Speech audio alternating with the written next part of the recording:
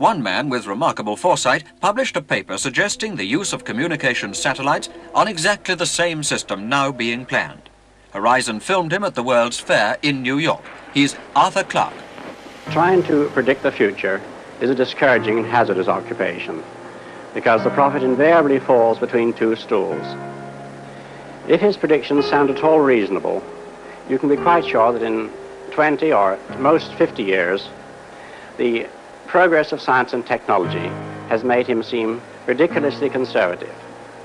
On the other hand, if by some miracle a prophet could describe the future exactly as it was going to take place, his predictions would sound so absurd, so far-fetched, that everybody would laugh him to scorn.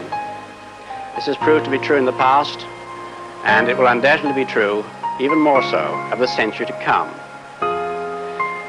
The only thing we can be sure of about the future is that it will be absolutely fantastic. So, if what I say now seems to you to be very reasonable, then I'll have failed completely. Only if what I tell you appears absolutely unbelievable have we any chance of visualizing the future as it really will happen. Let's start by looking at the city of the future, say the year 2000. I think it will be completely different. In fact, it may not even exist at all. Oh, I'm not thinking of the atom bomb and the next Stone Age. I'm thinking of the incredible breakthrough which has been made possible by developments in communications, particularly the transistor and, above all, the communications satellite. These things will make possible a world in which we can be in instant contact with each other wherever we may be, where we can contact our friends anywhere on Earth, even if we don't know their actual physical location. It will be possible in that age, perhaps only 50 years from now, for a man to conduct his business from Tahiti or Bali just as well as he could from London. In fact, if it proves worthwhile, almost any executive skill, any administrative skill, even any physical skill, could be made independent of distance. I'm perfectly serious when I suggest that one day we may have brain surgeons in Edinburgh operating on patients in New Zealand. When that time comes, the whole world will have shrunk to a point, and the traditional role of the city as a meeting place for man would have ceased to make any sense. In fact, men will no longer commute, they will communicate.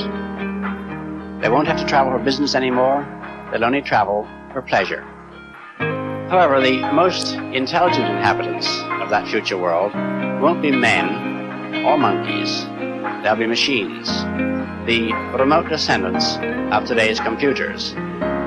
Now, the present-day electronic brains are complete morons, but this will not be true in another generation. They will start to think, and eventually they will completely outthink their makers. Is this depressing? I don't see why it should be. We superseded the Cro-Magnon and Neanderthal men, and we presume we're an improvement. I think we should regard it as a privilege to be stepping stones to higher things. I suspect that organic or biological evolution has about come to its end, and we are now at the beginning of inorganic or mechanical evolution, which will be thousands of times swifter. But even if the future does belong to the robots, our bodies and our brains still have immense untapped potentialities. For example, to cope with the information explosion, we may develop a machine for recording information directly onto the brain, as today we can record a symphony on tape.